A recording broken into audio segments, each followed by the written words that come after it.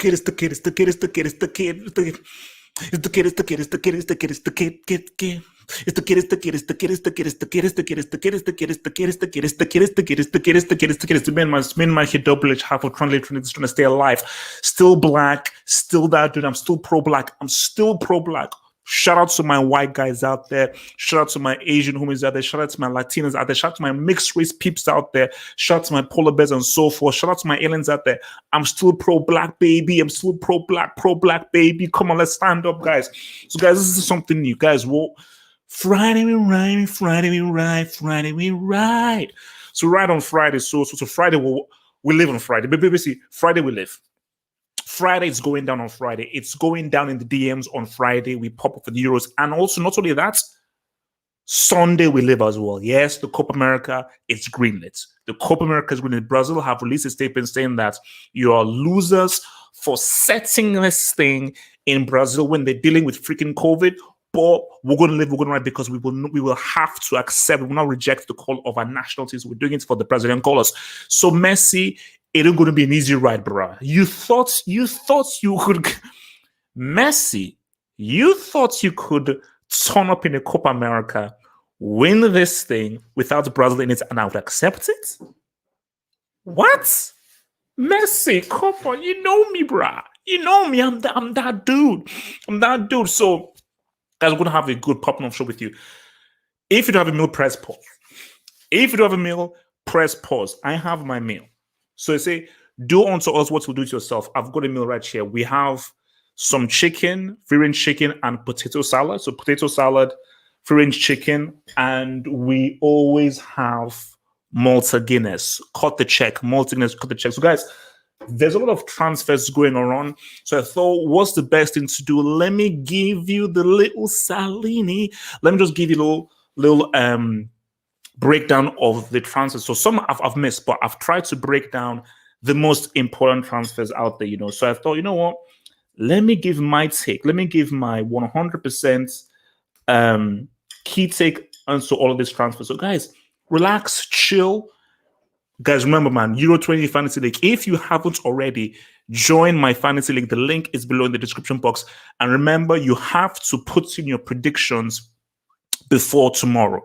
No, before Friday. Friday is the deadline for you to put your predictions. You must put in your predictions by Friday. Don't mess this up. Make sure you put in your predictions by Friday to be eligible, okay? Put in your predictions by Friday. So, guys, look, man.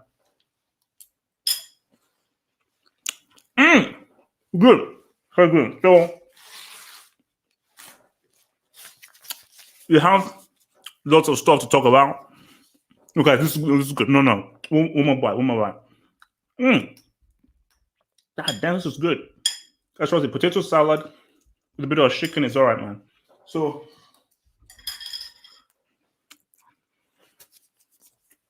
loads of transfers to go through. And it's popular. This has been a very active summer.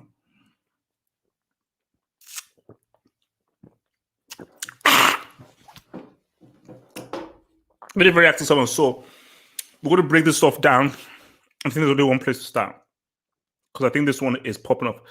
If you haven't already, join me on Twitter. Follow me on Twitter at Half-a-Pot. That's where you can catch your boy. So for the first one, I told you, don't mess with Bram. I keep warning you, don't mess with Bram. You see, the reason why I like Bram is that we are similar. Me and Bram are similar. So you say, yo, Adrian, how are you similar to Bram? I'll tell you how I'm similar to Bram. See, me and Bram, we have an addiction. We have an addiction. We are trophy merchants. Me and Bram are trophy merchants. We are never satisfied whenever we win trophies. Whenever we win a trophy, it makes, because we're like fiends. You know how you have drug addicts, crack addicts who they smoke crack. After they smoke crack, they're not like, oh, that's it, I've had so much crack, I'm fine. No. When they smoke crack, they want more. Hence why they're addicts. Because you're always fiending. You say, yo, man, I've got an open vein. Let me sniff, let me puncture. I'm not promoting drugs, guys. Say no to drugs. Say no to drugs. Drugs are bad. But I'm just using that as an analogy. Like if you watch The Wire, Bubbles. That's what it was. So we're fiends. We are trophy fiends. And what Bram is trying to say that, look, I want to say what's up. Bram says, I want to say what's up. But people say, wait, but Bram, you've already said what's up. You have the CL. 2 CLs. 2. So it's not an operation. I say, Bram, we got the CL. We did it. Bram, we did it. But Bram is like, I want more CLs. I want more trophies. I want this team to win every single trophy for every single season. I say, Bram, that's crazy. Bram, that's crazy. It's insane. What about everyone else? But Bram is like, screw everyone else. We're trying to pop off. Hakimi is a big signing. Hakimi is a big signing. Now, shout out to your boy. Hopefully they're in the live chat. Mosab, your boy Mosab, your boy Darian, and your boy Hakim. I feel bad for you. I feel bad for you guys because I feel that it's unfair how you've been treated. It's unfair how you've been treated. It's unfair how they have taken away these quality guys from you. Because Hakimi had a popping off season for Inter and things were going well, but I don't know what's happened. Loss of money. It is crazy how Inter Milan's team has been ripped apart. But Hakimi's money. You see, for me, I liken this to Marcelo. And Marcelo, he ain't the greatest defensively. Tackling wise, he ain't that great. 7-1, I get it. But on the ball, Marcelo's insane. So if I follow Marcelo on Instagram, please do yourselves a favor. Go and follow Marcelo on Instagram and look at some of the stuff that the guy does. Look at some of the stuff that the guy does.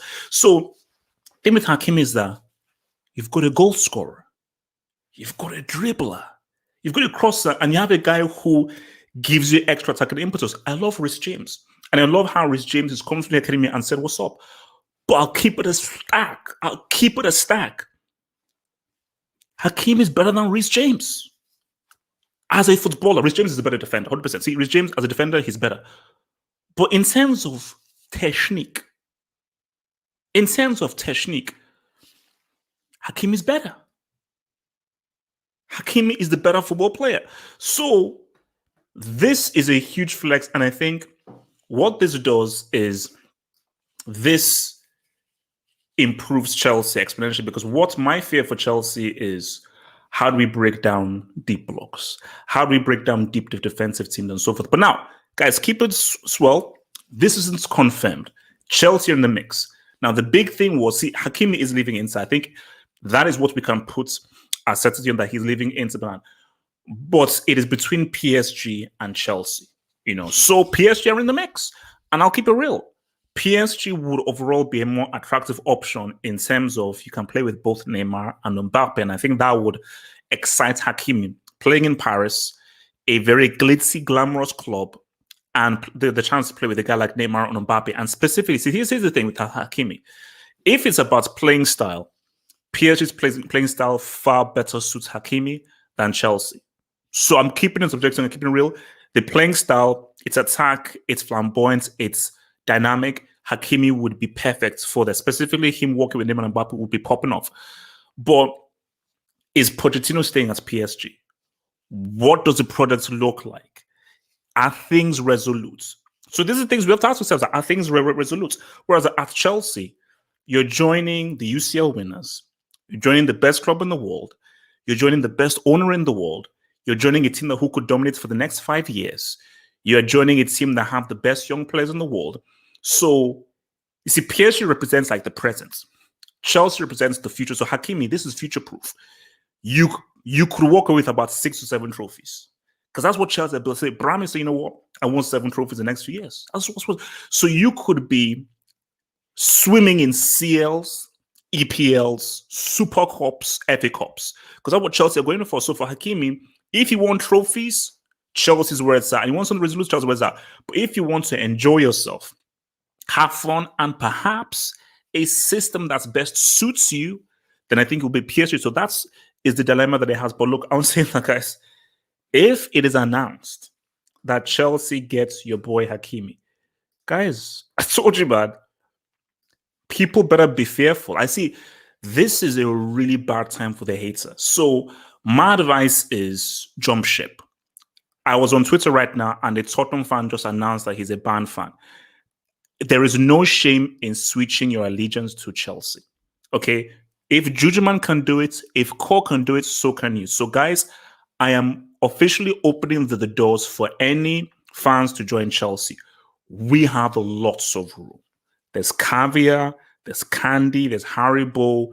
The drinks are free, 2-drink minimum. The doors are open for Chelsea. So my advice is, if you want to leave your club, come now, because this is a very short space. Feel free to come and join Chelsea, and we will happily open things up for you though. So let me just make sure that everything okay, cool. So moving on from there, man, let's now hit this one right now, man. You see, this is one where you can't argue with this one. You can't argue with this one. This is one that just, you need to just accept things here. Let me have a little bite. So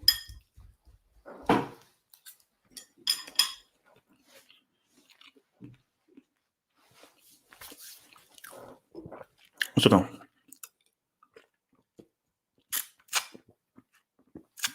You see, Tomorrow was a dude who England should have taken, man. He was a dude. Oh yeah, just Fonseca to Tottenham. Oh yeah, I'll address that.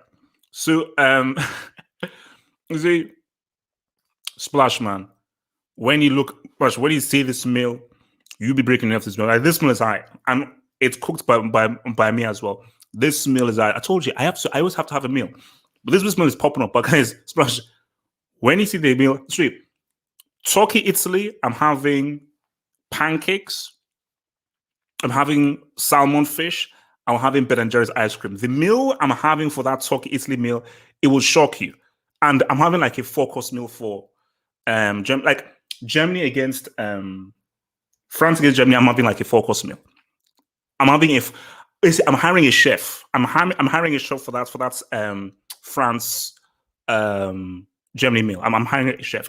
So tomorrow, see, Frank Homeboy, who decided not to play tomorrow. This is one that's got away. I think tomorrow would have been a great defender for Chelsea. Milan have a great one for this. And this is where I am so happy for him. I am happy when quality players get to game time. So I'm not one of those club merchants that will say, "Oh, what's my thing? I'm coming. What's my thing here? What's my green screen doing, man? Sorry, man. There we go.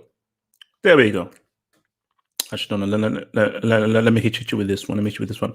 So you see, I'm one of those guys that I want to see quality players play. I will always support quality players playing. That's what I'll always have. I'll always want to have quality players playing. And the worst thing is seeing quality players on the bench. So I'm so happy to see him find a place at Milan, have someone to the status of a Paolo Maldini vouching for him, and him now pretty much having a mainstay at Milan. Milan have not only do you have a quality defender, you have a quality young defender. So this is somebody who can last you for several years. That was sort of the big deal with De Ligt, but although he was a bit dodgy for Juventus, is that when you defenders, you can play till your mid-late 30s because it's the defender. Defending does not require much physical work. It's all here. It's all about intelligence. So the fact that he's so good at this young age, Milan are great. So Milan are looking to make the deal permanent, and there's nothing to argue about. So I think it will be 20 mil. Tuchel already has Christensen, although Christensen could be in a deal. Christensen, Silva, Rudiger, Aspilicueta, Reece James can play centre back. So there is no for Tuchel. Tomorrow is surplus to requirements based on the guys that they have. So for Milan, great signing, superb signing, and I think especially now going into the Champions League, going into the UCL, it's great because tomorrow was a big, huge part of Milan making it to the UCL. Forget about the goal he scored against Juve. It's just how well he's played, and the fact that he came in new and he displayed. I don't know. I think it was Kerr that he displayed, because it was Kerr and Romagnoli who were the defensive partnership. He came in and displaced them. Man, shout out to him. Shout out to him. Well done. And look, man, I'm always going to support young black guys. It is what it is. I'm going to, and he's Nigerian. And he's Nigerian. Fikayo. And bro, you can switch our allegiance. Come and join your true home. So for Milan, great deal. Great signing. And I think obviously Milan need more guys because when you're coming into that CL, you definitely need to replenish guys. But it's a great start to have your defense secure. And yeah, because imagine the adverse thing. Because look at what is happening to Tammy Abraham. And they're both friends. They're both good friends because I think they were both on holiday, I think. So Tomori could have been like, man, I could be in a Tammy Abraham situation where I'm not playing. And so first of all, I'm not playing. So therefore, I can't even show potential suitors how good I am. And I am just pretty much my career just going down the toilet. So it is, and it just shows you what quality scouting is. Because remember, he hardly played this current season. So whoever that scout was that Milan had is amazing because they must have really earmarked him, watched him through the games that he had and said, boom, it's similar to Horton Odoi, where he hardly played, but because your scouts are so good, they can say, I've seen enough of this player to say, nah, this guy works for a team. The current manager may be a brick hence, but they're not picking him. If we pick him, we can say what's up to him. So look, man, shout out to your boy, Mr. Fikayo Tomori, man. Donnarumma. You see, Milan, they gain one and they lose one. So this is unfortunate. This is unfortunate, because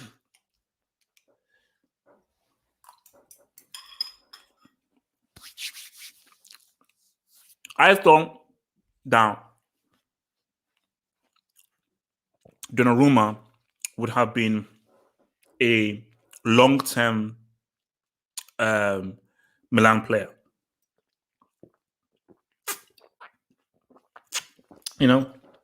Something just told me that Milan Academy came through the ranks, started as a really, really young team. Oh, he's just going to remain at Milan forever and he'll be like a stalwart, similar to, I think, Abbiati spends pretty much the bulk of his career at Milan. So I thought, this is going to be the same thing for Donnarumma. But loyalty is overrated. Loyalty no longer really exists in football right now. And for Donnarumma, the chance to play for PSG, the glitz and glamour of PSG is too good to turn down.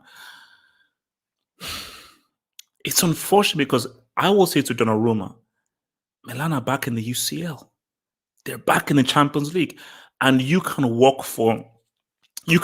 be part of working towards something quite amazing. You being Italian, this being one of Italy's most successful, the most successful Italian club out there. Why wouldn't you want to be part of that? But I think we've got to keep it real, guys. It's about cash. I mean, we'll get to Wijnaldum afterwards, but I just think the amount of money that I'm sure that he's being offered is be huge. Here's the thing, though. So when I first heard this, I said, did Keylor Navas become like a male stripper or something? Because Keylor Navas is damn good. Don't say that you're not going to blame PSG going out because of that first leg and what he did in that first leg. No, I mean, come on. But someone said, oh, he's old. But here's my thing again. I don't care how old is Keylor Navas, man? Let's just look this up. How old is Keylor Navas? So Navas is 34. Oh, wow, okay. Wow, he's 35 this year. He's 35 this year. You know what I mean? Okay, but I get it. Because Donnarumma is how old is Donnarumma? Donnarumma age 22. Donnarumma 22.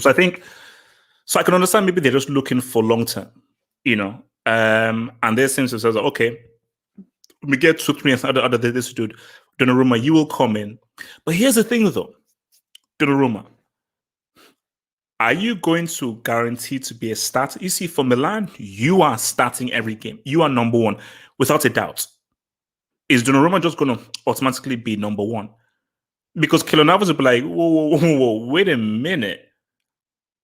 You're just going to just pip me out and just completely disregard and reject me like that? Excuse me? Qu'est-ce que c'est? Qu'est-ce que c'est? So,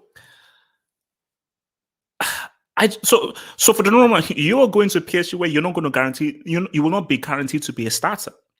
So, I'll say it. Are you only moving because of money and cash? Now, look, cash rules everything around me. Cream, get the money. Dollar bill, yo. So, I will not begrudge a person choosing money because, guys, club football is about cash. You're a mercenary. So don't give me any of that, loyalty crap, the purity football. Like, you losers who are against the Super League. Shut up. Shut up. The Super League is going to come back, you clowns. So be like, it's a victory for football. Super League is happening because the nature of club football is that it's mercenary. It's built on freaking mercenaries. So if you're moving based off of cash, cool. And if you're happy with that, fine. But if there is a footballing sense whatsoever, there may not be. Let's just say there is a footballing sense whatsoever. Then all I'll say is, why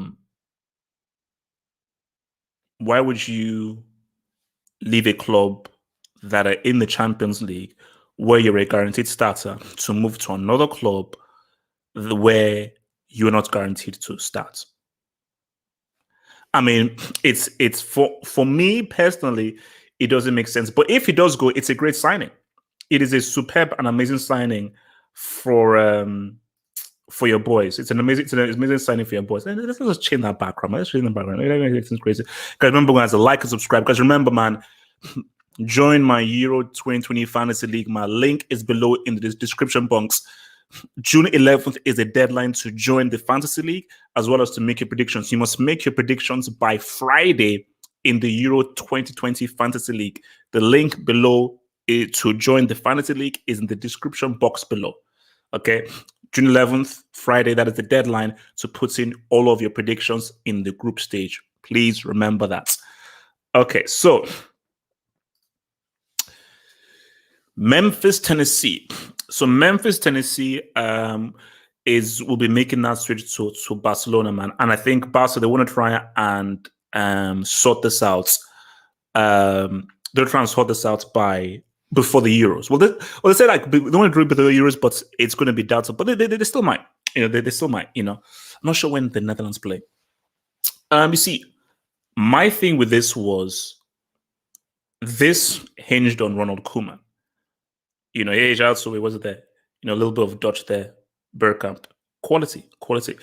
So this all hinged on Ronald Koeman, because Koeman was a big reason of why Depay is coming. When Koeman first came to Barcelona, the two players he wanted were Depay and Ronaldo.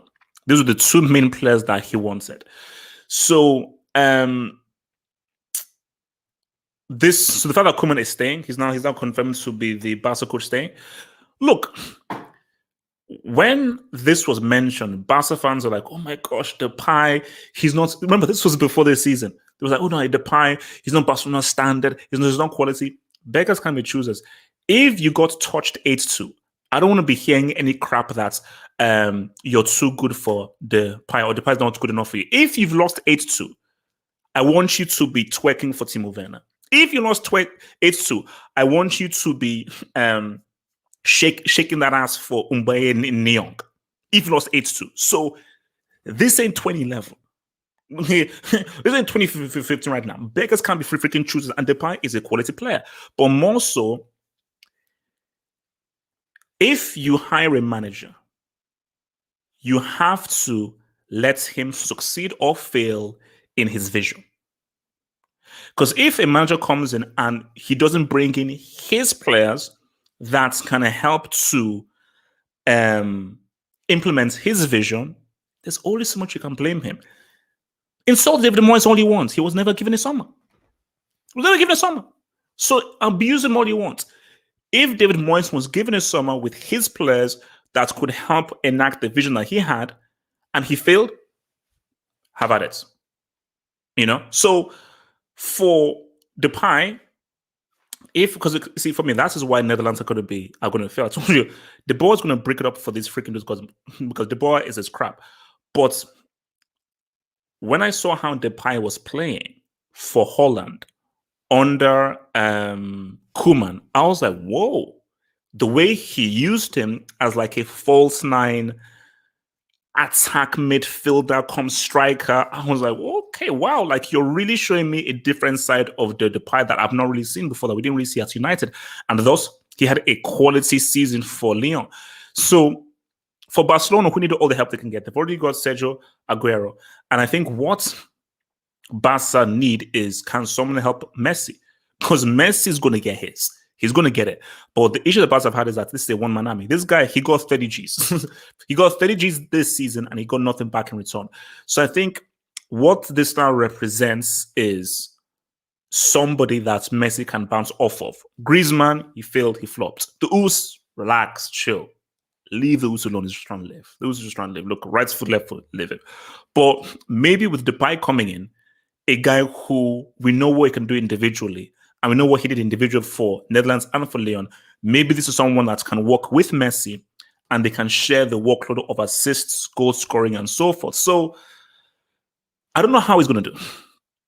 I don't know what the formation is going to look like, but I'm interested to see, and I'm happy for Depay because this is a big move for him. But the key thing here is this. I don't want to hear any arrogance from Barca fans, because you are in no position to start saying, oh, no, Depay isn't good enough and so forth. No. He's a good quality player. The manager you have is Ronald Koeman. Koeman vouches for him. Let's see what happens. Now, if he flops, how about it's abusive? But until then, you've got to be like, okay, let's see how he does. So you can't just poo-poo the thing from happening before he can say, what's up, man?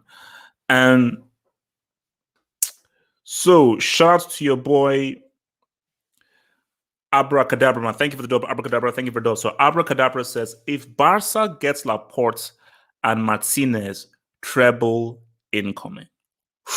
Abracadabra. Let me just take a bite for this before I respond there. Abracadabra. Now, oh gosh, what's happening here? That's an interesting comment you're making, but let me just respond to that real quick.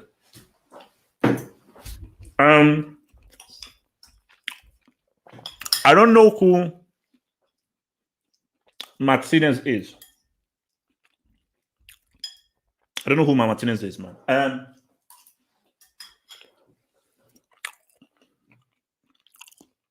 Laporte is a great signing. That would be a great signing. Because I believe stupidly, Pep has chosen Stones over Laporte, and we saw how Stones was at fault for Chelsea's goal in the CL final. So Laporte wants to leave, and I said that the most important signing that Barca make is a defender, and if Barca are going to get Laporte, that's going to be huge. But abracadabra, CHELSEA.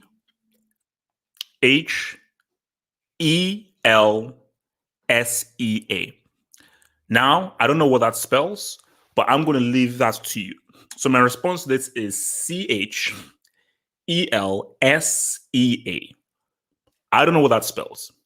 If you can figure out what it spells, that is my response to you saying that you get Laporte and Martinez's treble incoming.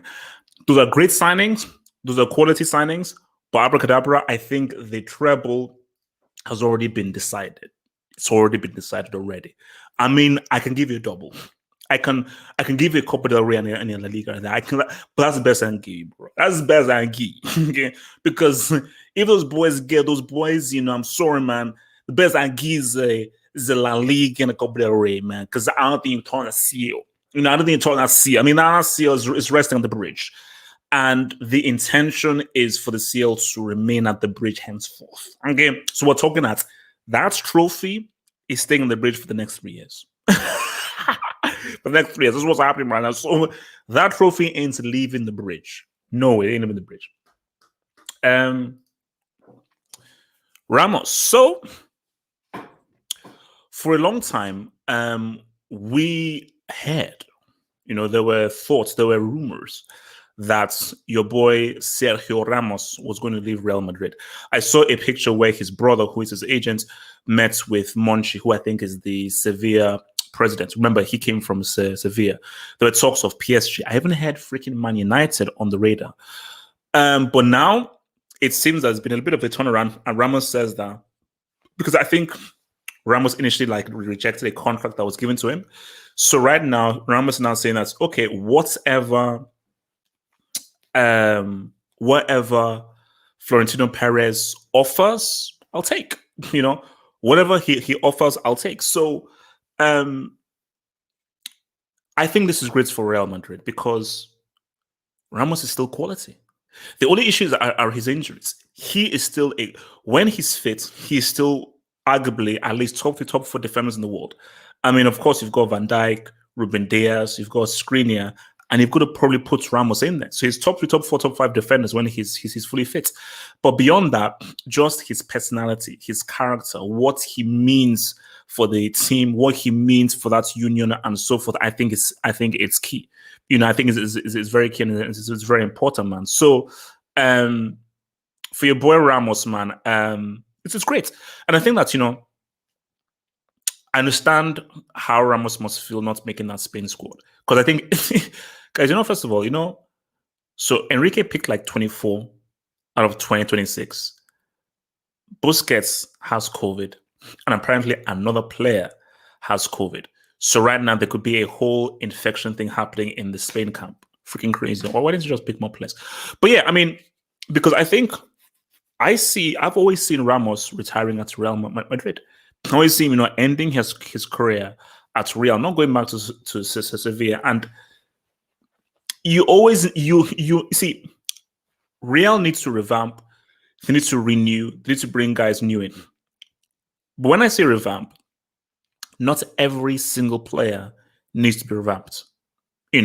I think that there should still be an element, a presence of success. There should be an element of experience and an element of guys who, I know how to do this. I know how to work with this whole thing, and I know how to say what's up. So I think that is what Ramos represents, because Ramos, to any player coming to Real Madrid, can say, yo, I won 4 CLs. I know what it means to win 4 CLs. Oh yeah, I scored one of the most clutch goals in Real Madrid history. So when it comes to those critical La Liga games for the title, when it comes to those El Clásicos, when it comes to those Madrid derbies, when it comes to those key games in the CL, I'm going to tell you how to psychologically, mentally prepare for those games and how to manage those games when we're actually in those games. So yeah, so I think for me, this is great for Real Madrid. Like, this is almost like a signing. Just them keeping, because he is arguably irreplaceable. You may get a better defender than him, but the intangibles that your boy Ramos brings in, the kinds of different white magic arts and so forth that he brings, is key. I told you. If I was to choose between Van Dijk and Ramos, I'd always choose Ramos. Not because of he's a better defender than Van Dijk, because I think they're both quality defenders, but the intangibles that Ramos brings are invaluable. Because remember, I want not only quality players, I want winners. I want characters. I want personalities. And that is what Ramos brings. He brings personality. And in every team you have a manager, of course, I want the ballers. I want the guys who work hard. I want the strong role players, but I also want the big time personalities, the guys that have big brass balls that can help to elevate my team, man. And so, Ronaldo. A Liverpool, so I mean, to anyone Liverpool fans out there, because remember, guys, join the Euro 2020 Fantasy League, man. Link below in the description box.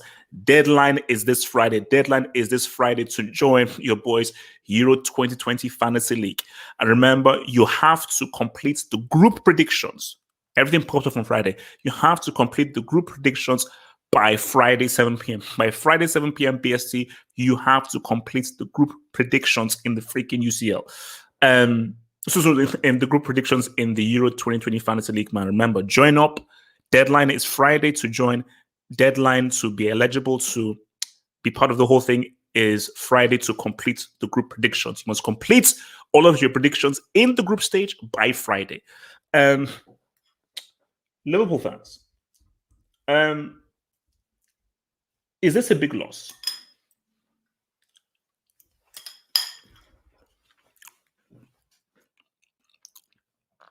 I want to have. I mean, are you having a huge loss letting Ronaldo go?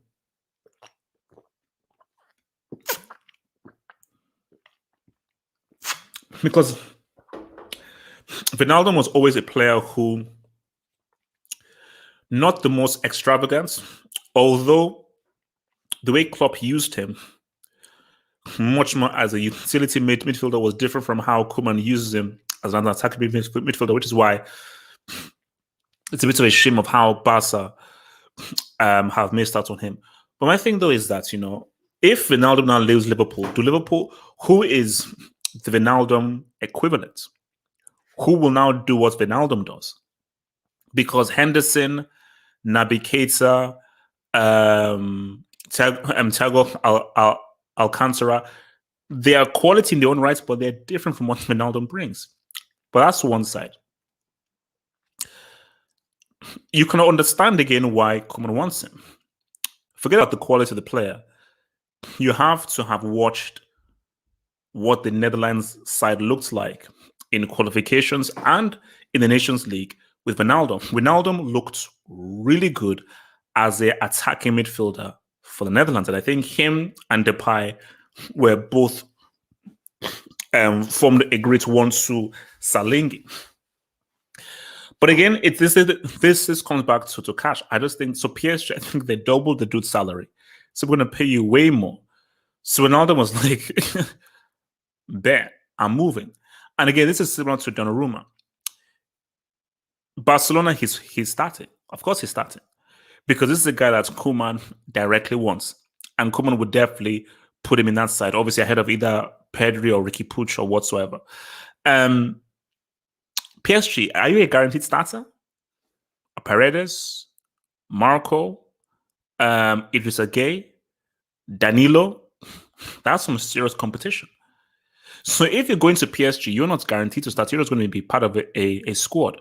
So it goes back to club football isn't really about footballing integrity. It's about money. That's why your boy Carrasco went to China for a few years. Carrasco, during the peak of his powers, and a guy that's good, decided to take his talents over to China. So for Wijnaldum, in his mind, I don't think it can't be a footballing decision. It can't be. Because you can play with Neymar and Mbappe. First of all, how much are you going to play? Whereas you have the chance to play with Messi, which is a great thing to play with, arguably one of the most talented players we've ever seen. And you are more likely to get more game time than you are at PSG. And my thing with PSG is, who actually wants you? Is it Pochettino or the board? Because we don't even know whether Pochettino is still going to remain at PSG, so we don't even know who is even greenlighting these transfers. Barcelona have already confirmed it's Koeman. You know Koeman, you're both Dutch, you've played under him. So you have a greater chance of succeeding for Barcelona under Koeman than you do under Pochettino and PSG, where we don't even know whether Pochettino wanted you. Remember, this happened with Chelsea. Lampard wanted guys from the road. He wanted guys from the road and under the bridge to play for Chelsea. And Mourinho was like, no. So that's something that Ronaldo has to think of as like, is it Pochettino who wants you, or is it the board who wants you? But again, look, if they're doubling your pay, who am I to deny that? If you want to get paid, get paid. If you want to get paid, get paid. All right, let's take some of these chatties, man. So from your boy, Armchair Critic Man. Thank you for the dub, Armchair Critic. So Armchair Critic says, with Leo, only 2 quality wide players works in 2021. So you said with Leo, only 2 quality wide players works in 2021. You see, Messi needs a partner in crime. So I understand what you're saying in terms of if the Us was effective and if Griezmann could play out wide, I think that means that like Messi now has, because remember Messi plays in the center. He now has two guys to push the ball out to. So I understand what you're saying, but at the same time, I think the thing what Messi needs is a partner in crime. He just needs somebody who, as an individual, can get his. You put Neymar in this Barca team, Barca are good. Messi just needs someone near his level, then we can pop off. Now, of course, you need a defender. You need to improve your defense. But a lot of issues that Barca have had is it's Messi against the world. Is it, like how should I say? It's Messi versus everybody. But yeah, if let's say Barca got Salah and Heung-min Son, so now you now have guys who individually, like, you just give Barca Salah, boom. Messi now knows that, like, let me beat 2-3 guys, give this guy a through ball, boom. Like, if those chances that Ousmane Dembele had against PSG in the second leg fell to Salah, Barca beats PSG comfortably. They beat them very comfortably, you know. But I think it's quality-wide players, but just another. There is no alpha that they have. Us is the Us, bro. Griezmann is not an alpha, as we've seen. Although Hoopla and everything is not an alpha, he's a football manager merchant. From Totally Awesome, thank you for the Totally Awesome. So Totally Awesome says, HH, you forget that treble-winning Bayern still exists. Totally Awesome. Totally Awesome. Your treble has expired. Okay? You're talking 2020. Now, I respect what you did. That Bayern team were amazing. And I'll say it again. A full-strength Bayern beats PSG. There is no doubt about it. A full-strength Bayern would have beaten PSG because Lewandowski was on one. As long as Lewandowski is on that pitch, they would have smoked PSG. Do Chelsea beat Bayern? I'm not sure. I'll be real with you. I'm not sure whether Chelsea beats Bayern in that CL final, but it is what it is. It didn't happen. And Totally Awesome, I deal in the present. I deal in the present and the future. So Totally Awesome, presently speaking, are Bayern treble winners. Presently speaking, who is the CL winner? Presently speaking, the king on the throne, the people who sit on the throne are Chelsea. So Totally Awesome, I need you to talk with a little bit more respect when you address Chelsea, just a little bit more. So when you address Chelsea, address us as a UCL winner. So Totally Awesome, I think you need to have a little bit more respect, not so much, just a little bit more respect of who you're referring to. Please, you're referring to the UCL winners, man. From your boy Uncle Wham, thank you, bro. Uncle Wham, thank you for the dub, Uncle Wham. Thank you for the dub, Uncle Wham. Uncle Wham says, does Ancelotti dethrone Sir Alex when he wins the 4th CL and the La Liga, becoming the only manager to win Europe's top 5 leagues with Serie A, EPL, Liga, and Bundesliga already in the bag? First of all, I would probably already put Ancelotti ahead of Fergie because Ancelotti already has 3 CLs. See, the only thing that Fergie has over Ancelotti, because remember, Ancelotti has won a CL with 2 different teams. So he's won 3 CLs, more than Fergie, who's only won 2, and he's won it with 2 different teams. Fergie won both CLs with the same team. So I would already put Ancelotti ahead of Fergie. But the only thing that Fergie has over Ancelotti is the sheer amount of trophies he's won. So my thing is, I'm already putting him ahead of Fergie. But if Ancelotti gives me a 4th CL and a La Liga, meaning that he's now won leagues and everything like that, bro, I think he gets Pep out of here. I think he gets Pep out of here. Mourinho, I don't know. I don't know about Mourinho. But I think he gets Pep out of here. He gets Pep out of here. And then, no, we can have a serious conversation as to, no, Ancelotti, bro. I mean, 4 CLs, a league in all of the major things. I think we're talking top 3 of the generation. All time, I don't know. But at the minimum, top 3 of the generation. From your boy, King Mbani, man. Thank you for the dub. King Mbani, thank you for the dub. He says, Hakimi and Haaland, quadruple or a riot in Berlin. King Mbani, you see, I don't want to speak too much. Because I need to get to the Haaland story as well. I don't need to speak too much. But Mbani, all I'm saying is that I've envisioned what the squad could look like. I've envisioned how he could line up. And King Barney, I'm sorry. If I don't see a treble, that would be a failure of the season. That's what I'll say. If Chelsea gets all these targets and they don't win the treble or the quadruple, the season would be a failure. That's all I'll say on that. So back to this whole Ronaldo thing, man. So look, for Ronaldo, it's about cash. It's about cash. It's about money, and it is what it is. It is what it is. I don't know how much he improves PSG. Personally, I don't know how much he improves PSG. If I was advising Ronaldo, see, it's weird. If I was advising Ronaldo, I would say, okay, go to Barcelona because you would have more chance of succeeding. But if Ronaldo turns around and says, I'm getting paid twice as much to go to PSG, I'm like, okay. I mean, if football isn't your priority and if playing isn't your priority, I say, Ronaldo, bro, Paris, beautiful women, so forth. How about it, bro? How about it? So, Bernardo Silva. This is a weird one.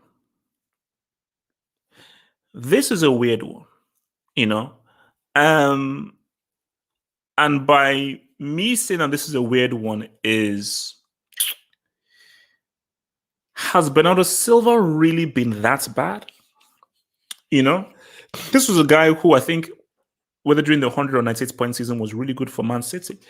So I was like, is it a bit harsh that he's now been thrown to the wayside? I'm just saying, I mean, maybe is it a little bit harsh that he's been thrown to the wayside here? But look, I think after the Silva final, I think it was him, Laporte, and Jesus who said that they were unhappy with the lack of play time that they had. So what I also read is that so they want a part exchange. So Saul Niguez in part exchange with Bernardo Silva.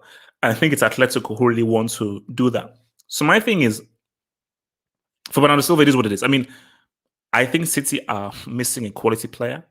I still think Bernardo Silva is still very good, although he's been out of form and not as good. I don't think he's fallen out of form as much as Sterling has. I think Sterling has just gone way out of form. I don't think Bernardo Silva has gone down to that level. So, but if it is a part exchange, Bernardo Silva would be a superb signing for Atletico.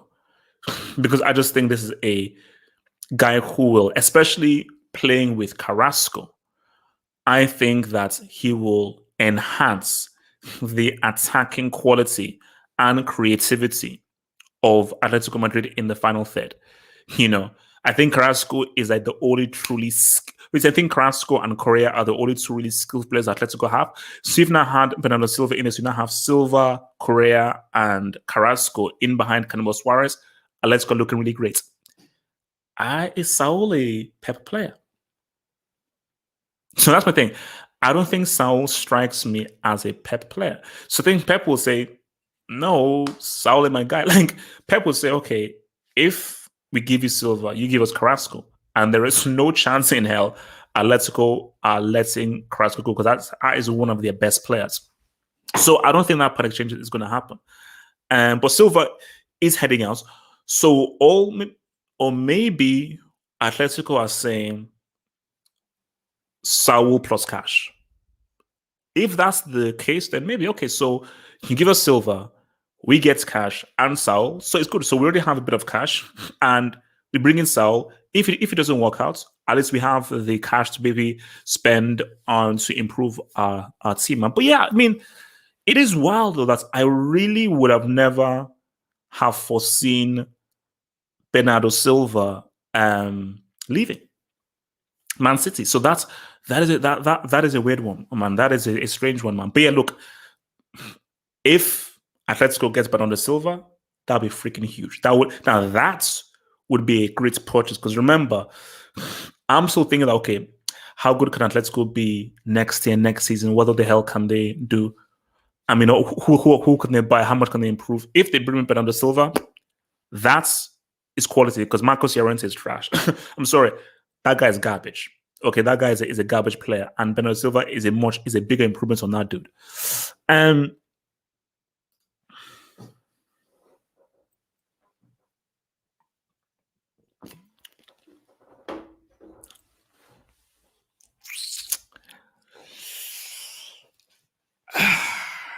Let me just clear my.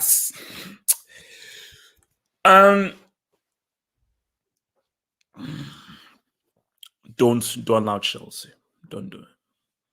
Don't. You see, for me, like I want parity. I want competition. Because I think if Chelsea get Haaland, I think teams should fall forfeit. I think teams should fall, and I would fully, and there is nothing wrong. There is, I will never ever insult or abuse or criticize teams if they decide to forfeit. I'll be like, you know what? It makes sense. I would do the same in your position. If Chelsea get Haaland, I told you, Chelsea won the UCL with a spy. A spy. So you know what it means where Chelsea won the Champions League with Timo Werner, a guy who was actively trying to make Chelsea lose. So if Chelsea can win a UCL with a spy, what do you think they can do with one of the most lethal young striker in the world?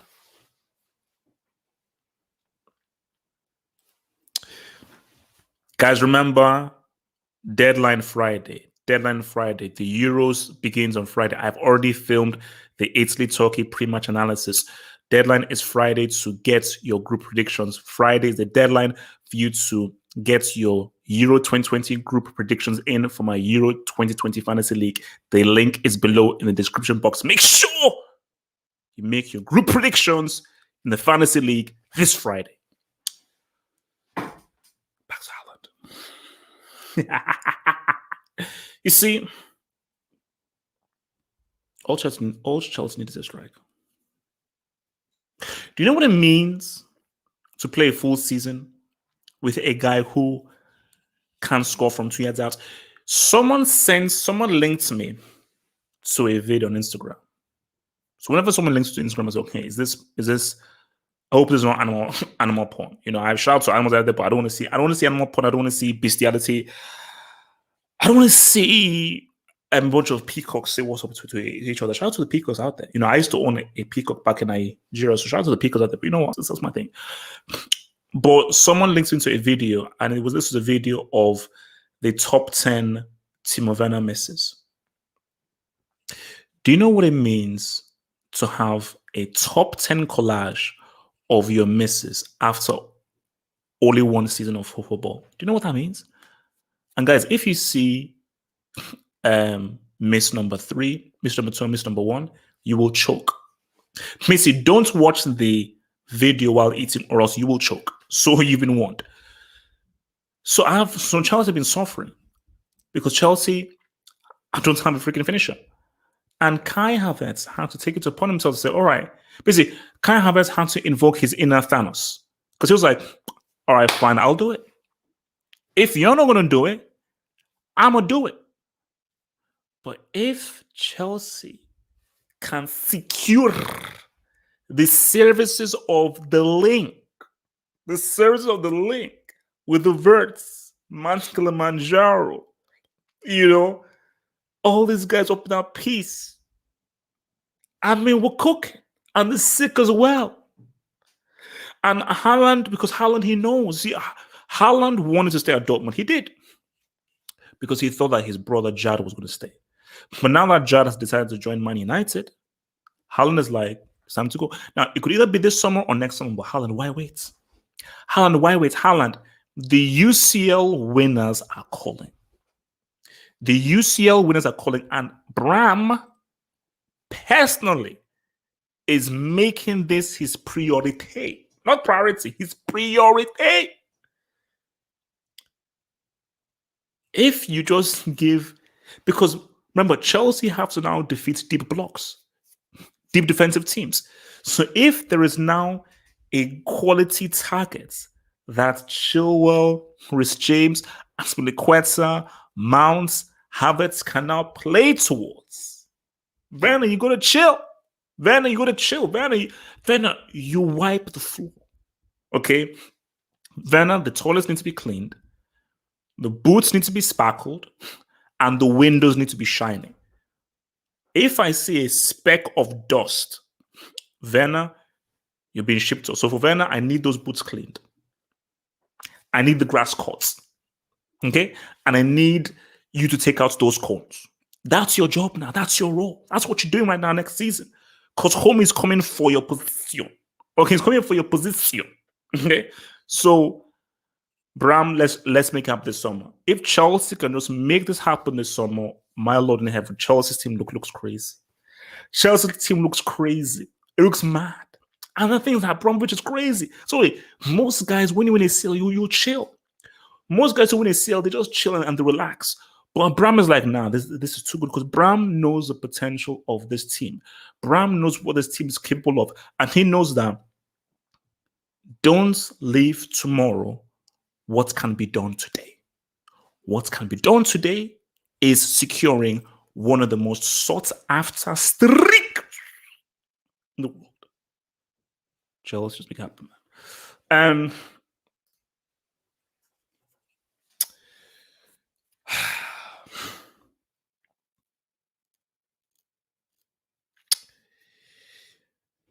They came out with a statement, man. El Khalifi, he came out with a statement, and he said, Mbappe, it's never leaving. It's never happening. And because here's the thing, though. It's a big statement to say he's never leaving. Will your stance still be the same if Mbappe doesn't sign a contract extension? So if he does not extend his contract, are you willing to let someone of his talents go for free? Because I'm not sure whether that is wise. Give it a stack. I'm not sure whether that is wise. Because it seems to me like Mbappe has wisened up and he feels it might be time to jump ship. And here's the thing. If Mbappe leaves PSG, yeah, you still have Neymar and everything. And Neymar is quality, okay? I mean, I have my beef with Neymar. I know how good Neymar is when he's at his best. He's arguably the best player in the world. But if Mbappe leaves, I don't see how I can vouch for PSG getting a CL. And Real Madrid, they want him. They want him. And I've said this for like the last year or so. Real Madrid is a destination. And Mbappe knows that destination. See, this is it's a football adage that we just have to accept. Even as a complicated Chelsea fan, I accept that all paths lead through either Barcelona or Real Madrid. Now, if you are to prove yourself as a top-tier player, you prove yourself under the lights of the Bernabeu. That's what happens. So Mbappe, who is a World Cup winner, the prodigy, seen as the face, he's the future face of football. If the future face of football, you've got to either play for Barcelona or Real Madrid. And when you've seen the likes of Dino at Barca, Ronaldo, obviously for both sides, Zidane, fellow countryman, he knows that I've got to say what's up. I've got to say what's up. He's leaving PSG. He's like, it's not going to be a long-term thing. I mean, like, wait, when does his contract actually expire? So Mbappe, PSG contract length.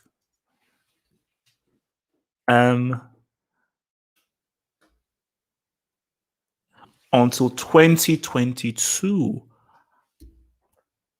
Contract expires June 30th, 2022. Ooh!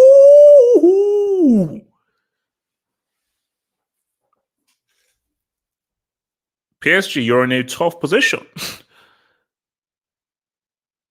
Like, you can't just talk big. This is about being realistic. Because if I'm advising PSG, I'll say, if this dude doesn't sign, you have to sell him. You've got to listen to offers. Because it is financially idiotic to allow someone this talented to go for free. Now, in PSG, may say, "Oh no, we have money." I'm like, okay, fine. You see, if PSG can financially sleep well at night, allowing Mbappe to go for free, cool. So you have him for one more season. You have him for one more season. So yeah, but I mean, the fact that Mbappe, and I don't think Mbappe signs. I don't think he signs. You know, the fact that he's left it for this long, and also I think some guys were saying that's because they offered Neymar a contract first before him. He may have rubbed Mbappe the wrong way. But if I'm advising Mbappe, because I'm one of those guys that likes parity. A part of me wants Mbappe to stay at PSG because I think it's good to have as many quality players spread throughout as possible. But there's another part of me that says PSG can't be taken. PSG are not serious. It's a holiday camp. It's a holiday camp. They're not serious. And I've got an Mbappe narrative because if Mbappe gets his hands on that CL, we're having a very different conversation. And my narrative cannot be complete because I already said no. PSG are never winning the UCL. I'm telling you this right now. I mean, spoiler alert, they're never winning the UCL. So for Mbappe, my advice for him is get yourself to the Bernabeu. Because so now I don't know how long Benzema will be around for. Because what if I'm just crazy? What if Real? What if they get Salah? What if they get? What if they roll up with? What if Real roll up with? They still have Benzema. Roll up with like Salah. They get like another big time name. I mean, like, wait, why? How long is? Because Salah may still wait. Salah, because he may still want to stay at Liverpool. When is his contract? Wait. Oh, 5-year deal, 2018. So 19, 20, 21, 22. Okay, 2023. Okay, yeah, he's locked in, man. He's locked in. He's locked in until 2023. But yeah, I think Salah's going to stay. But look, that's my thing, man. You know, that's my thing. So, guys, man, let's see what else you kids have been saying, man. I'll take some of your questions from the live chat. So, guys, send in your questions, man. Send in any questions. I'll take your questions in the live chats, man. I'll send you your questions in the live chat. So, Wisegate Jackson says, Timo's the best young striker in the world. Age is just a number. Well, Wisegate Jackson, if you believe he's the best young striker in the world, I feel so giving and I'm in such a giving mood. How about we do a swap?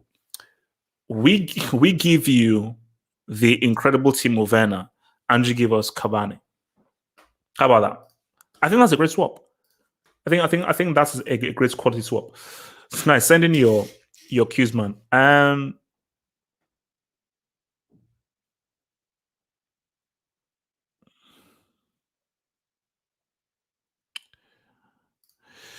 not going to any chance looking banning football hub member. I'm not going to any team that is dependent on one player as their Lord and Savior. Who are you referring to with this? Who are you referring to? Are you referring to Real Madrid? Benzema. Well, if a team has a solitary Lord and Savior, and you're a quality player, now they have two ones, man. Barcelona. Barcelona.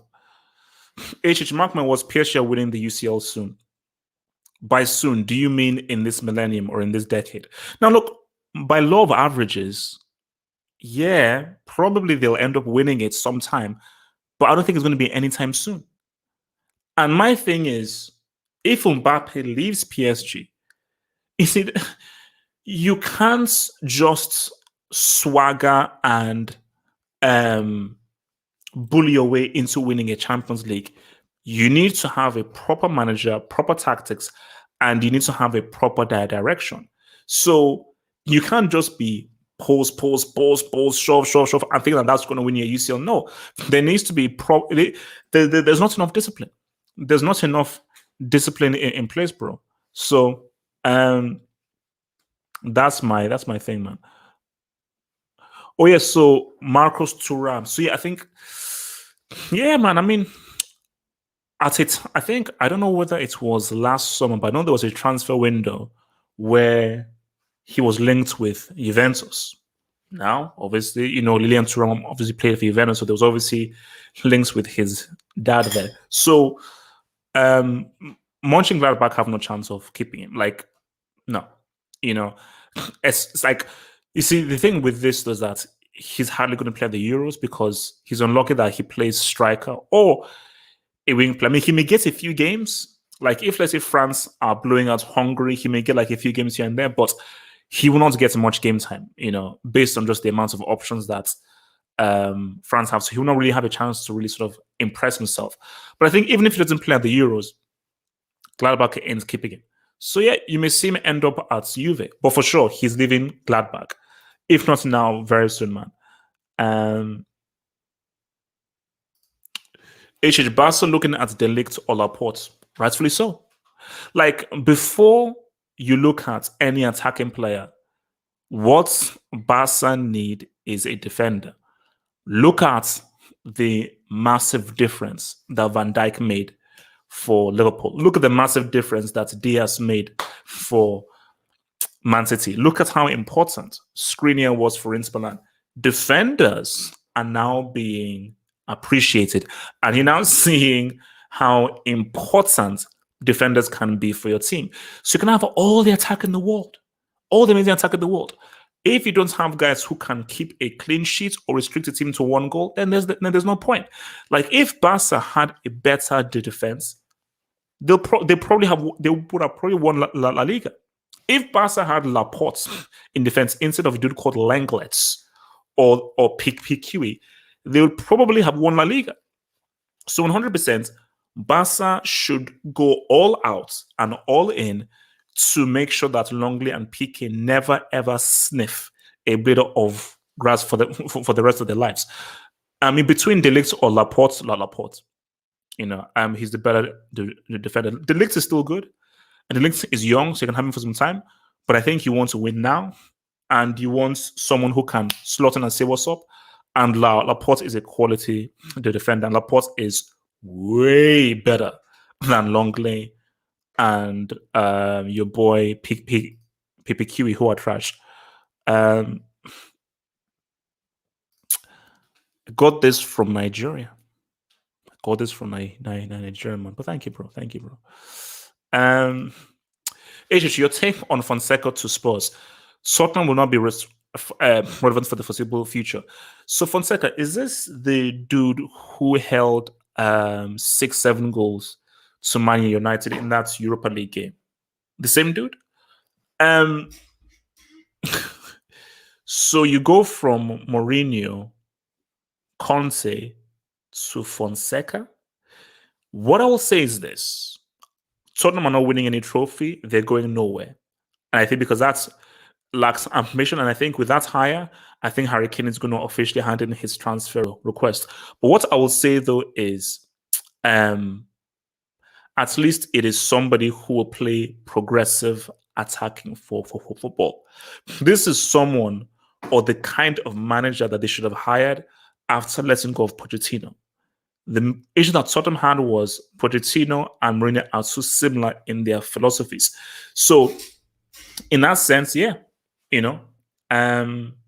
but if Harry Kane, let's say Harry Kane balls out at the Euros, let's say England make the semis of the final and Harry Kane balls out and he wins Golden Boots, and you think Kane is going to go from winning Golden Boots at the Euros, being one of the best players, to playing under Fonseca at Tottenham, to now see what's up to more cobwebs in the trophy cabinet? Bro. See, then I will lose all respect I have for Kane if he remains at Tottenham, because this hire shows you that Tottenham, these guys are a joke, man. Those guys are a complete joke. All right. What else you guys saying, man? What else you guys saying? Sending your cues, man. Sending your cues, man. Top 5 World Cup tournaments and why? Why is a really big one, but I'll give you top 5 because why I also think a bit much. Number 1 is 2014. 2 is 94.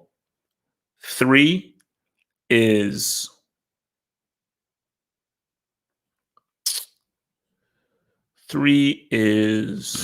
02. 4, 98. And 5, I'll give to probably 2018. Probably 2018. Those are the ones, man.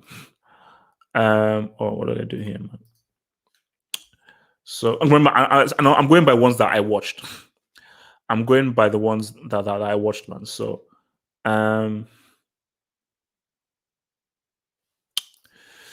do you think many managers are leaving this year? I don't think there is a particular reason.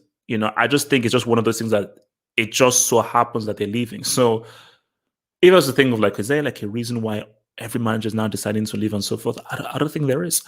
I just think that they're it just happens to be that Conte decided, okay, I'm leaving.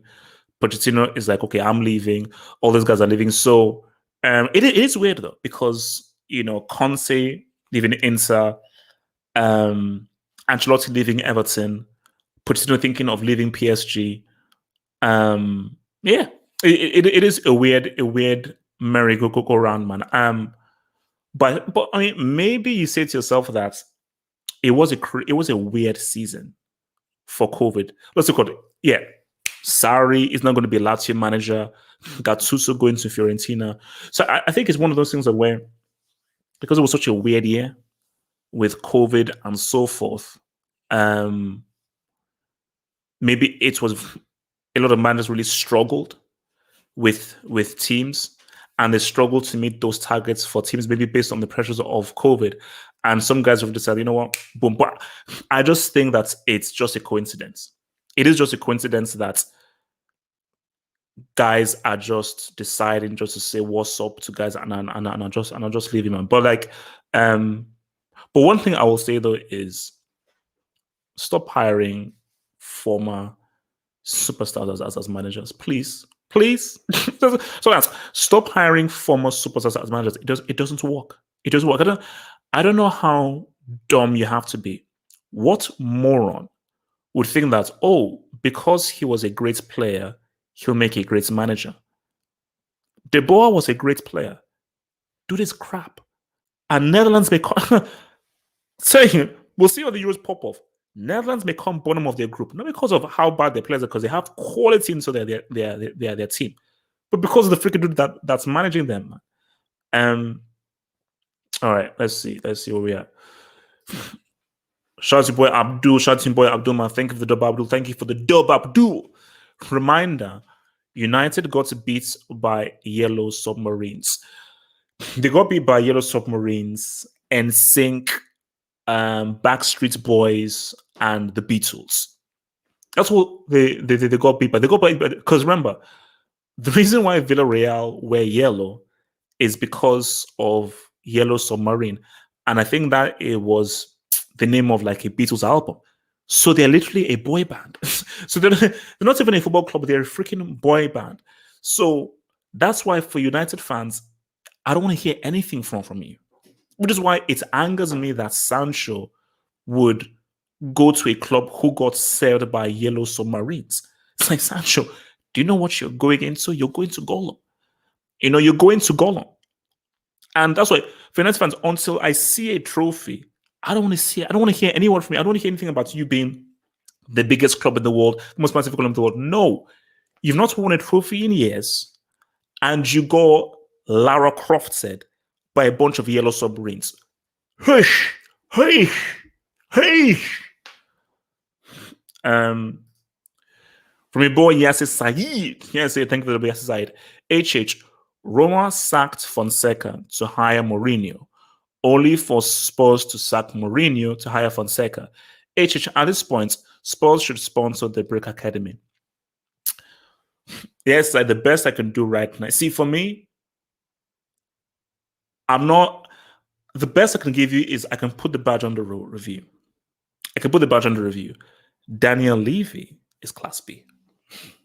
And I believe that he's going to become a London because I don't know how he will leave that. So he is now has permanent residency. See, we don't have enough funds to build him a wing because if we had funds, I'd build Daniel Levy a wing because he's one of the worst football owners of all time. So Spurs have taken. Yes, this is my thing though. If you're Harry Kane, you can't go back to this club. You can't. Bro, on Twitter, there is a Tottenham fan called Jack. I was scrolling on my, and I really scrolled on my Twitter timeline. I was scrolling on my Twitter timeline. This is a Tottenham fan. On his Twitter thing, it's okay. You guys think I'm lying. You guys think I'm lying. Let me show this to you guys. You guys think I'm lying, man. You guys think I'm lying. All right. Okay, so you guys think I'm lying. Let me just show you guys what's up. Let me show you guys what's up.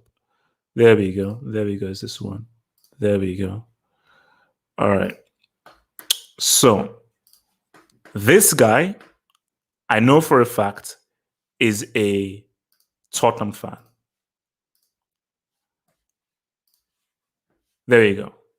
Jack. So he used to be called Spurs Jack, and I think you may have seen him on what was it called again? Fan Park Live. So we've met him and we've done some videos. Here he is. Hashtag new profile pic. He's even changed his handle to @FC Bayern Jack. Levy, you're making people do a juju man. You're making people do a juju man stroke call. So guys, and also Jack, you should have called me personally because Jack, I would have offered you residency at Chelsea. So Chelsea, we have spaces. They're limited.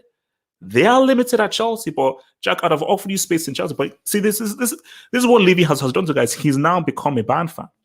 There you go. All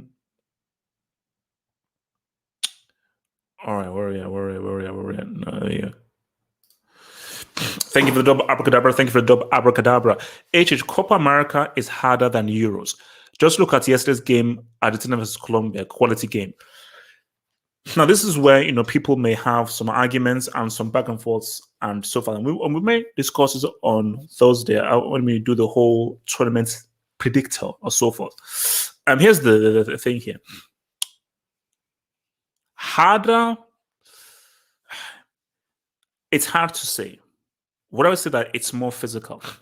I believe that the best quality of football has always been Copa America. Ever since I've been watching football in the 90s, the best football out of all the Confederations trophies is Copa America. The Copa America, everybody knows how to play.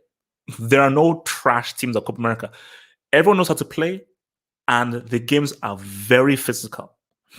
Because, and also the referees allow more. So the referees allow a lot more physicality and allow the game to roam a lot more. And everyone can play. At the Euros, there are some guys who are just not very good. Let's give it a sec. There's some guys, so there's some games where you just beat the living daylights out of the guys. Like there's some games where, okay, yeah, I'm going to beat these guys. Every game in Copa America, even if you go to even if you play a Bolivia or a Venezuela, who you'll beat them, it's still a hard game against Venezuela or Bolivia. But what's it called? Shout out to Albania. I'm proud of them, but Albania are not as good as any teams in the Copa America.